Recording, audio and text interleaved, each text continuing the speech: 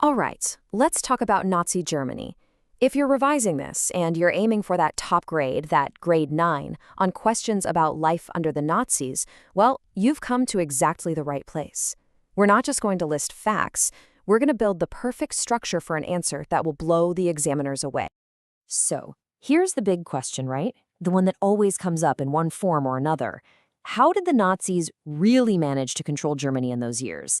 And let me tell you, just throwing a bunch of facts at the page, that's not going to work. That's a one-way ticket to an average grade. What we're after is a killer argument.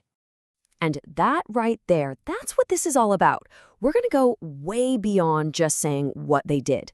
We need to dig into the how, and most importantly, the why. Why did their methods work so well?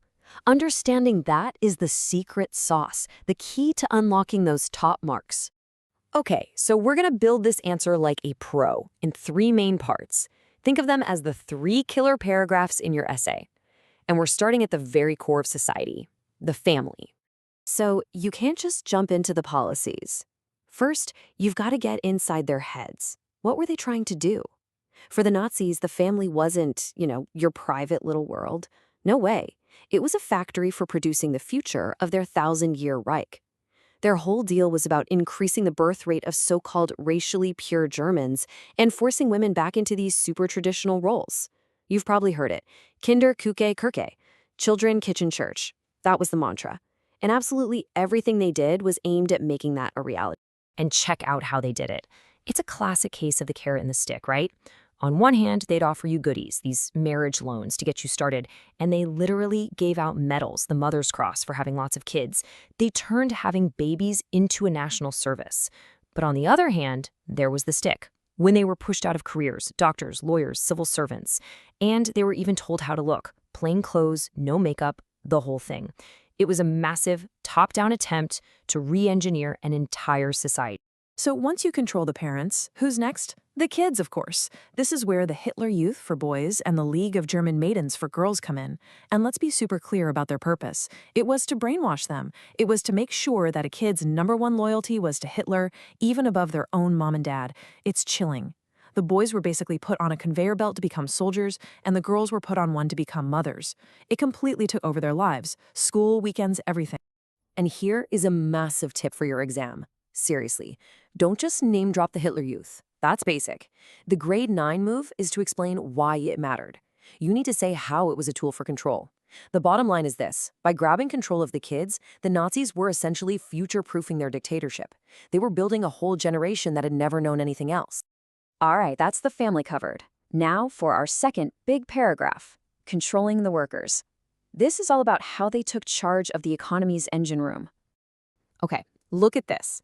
This number right here was probably the Nazis' single biggest selling point. They came to power when Germany was on its knees, 6 million people out of work. And by 1939, that number drops to almost nothing. I mean, can you imagine? For the average German, this looked like a miracle. It was a huge propaganda win and honestly a massive reason why so many people supported them. But, and this is where you show you're a top student, you've got to look behind the curtain. That miracle wasn't quite what it seemed. The Nazis basically cooked the books. They got that amazing number by firing Jews and women from their jobs and then just not counting them in the stats. Plus, hundreds of thousands of men were pushed into the army or forced labor. So yeah, the numbers looked good, but it was a masterclass in manipulation. So what was the deal for the average German worker? Well, it was a trade-off, a really clever one. On one side, you had this program called Strength Through Joy, which sounds great, right? It offered things like super cheap holidays, cruises, theater tickets, all the fun stuff to keep you happy. But the flip side was the German Lieber Front, and what that meant was you lost all your rights. Trade unions were banned. You had no right to strike. You couldn't even negotiate for better pay. You had a job, but you were completely under the state's thumb. And that contrast is gold for your exam answer. It shows you get the complexity. For many Germans, life did get better in some ways. They had jobs, they had security. But the price they paid was their freedom. It was a total loss of individual liberty in exchange for a steady paycheck and a cheap vacation. Showing you understand that trade-off, that's grade 9 thinking. Okay, let's move on to our third and frankly the darkest part of this story. We have to talk about persecution. And it's so important to understand this. persecution wasn't just something that happened on the side, it was absolutely central to how the Nazis controlled Germany. Now, while the horrific persecution of Jewish people was at the very heart of their ideology, it's really important to show the full picture. The Nazis went after anyone and everyone they considered an outsider or undesirable. Roma and Sinti people, Slavs, people with disabilities, homosexuals, and of course, anyone who disagreed with them politically. What this did was create this paranoid society where being different was dangerous. The safest thing to do was to conform, to just blend. And just look at how methodical they were, especially against the Jewish population. This wasn't random violence. It was a cold, calculated, step-by-step process. In 1933, they start by trying to crush them economically with a boycott. Then, in 1935, they passed the Nuremberg Laws, which basically stripped them of their citizenship and made them outcasts in their own country. And then, in 1938, you get Kristallnacht, the Night of Broken Glass, pure state-sponsored terror. Each step was a turn of the screw, designed to isolate, dehumanize, and ultimately destroy. So you have to ask, how does terrorizing people help you control a country? Well, it's twisted, but it works like this.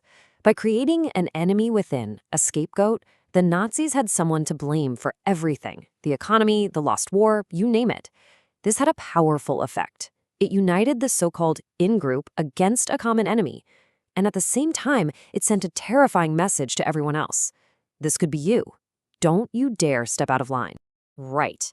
So we've looked at the family, the workers, and persecution. 3 huge pillars of Nazi control.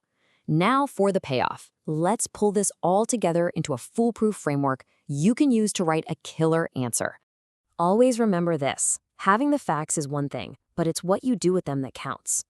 Think of it like this. Facts are just the bricks. Anyone can have a pile of bricks. A great answer uses those bricks to build a strong, clear argument. That's the structure that makes it all make sense. So here it is, your simple 4-step plan to a grade 9. Step 1, start with a clear, punchy argument. Don't hide it. Step 2, use the 3 themes we've just talked about: family, workers, persecution, as the body of your essay. Step 3, and this is the most important part. For every single thing you mention, ask yourself, so what? Explain how that policy helped the Nazis stay in power. And finally, step 4, wrap it all up with a conclusion that shows how all these different methods worked together. It's that simple. And that brings us to the big, meaty question that really separates the good answers from the great ones. What was more effective for the Nazis? Was it consent or was it terror? Did they control people with the promise of a job and a happy family, or with the threat of a knock on the door from the Gestapo in the middle of the night? The real answer, the top-level answer, is that it was both. It was the genius, terrifying combination of the two. If you can explain that complex mix of carrot and stick, of hope and fear, you're not just on your way to a grade 9, you're absolutely nailing it.